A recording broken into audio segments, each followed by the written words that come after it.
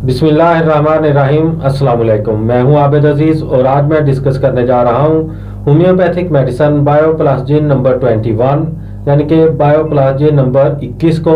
ये बच्चों के दांत निकलने में आसानी के लिए है।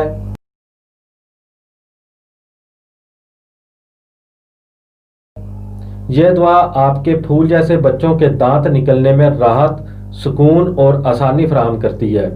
बच्चों को अगर 5 माह की उम्र से इन गोलियों का इस्तेमाल शुरू करवा दिया जाए तो वो बआसानी दांत निकाल लेते हैं और कैल्शियम की कमी का शिकार नहीं होते।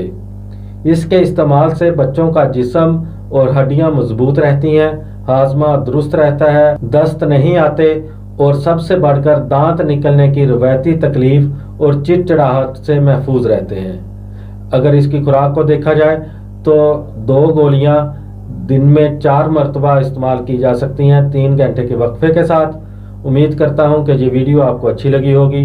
अगर आप मज़ीद होम्योपैथिक बायोप्लास्टिन मेडिसिन के बारे में जानना चाहते हैं तो मेरी रिक्वेस्ट है कि आप इस चैनल को सब्सक्राइब कर लें। नेक्स्ट वीडियो तक मुझे दें इजाज़त। अल्लाह हाफिज़।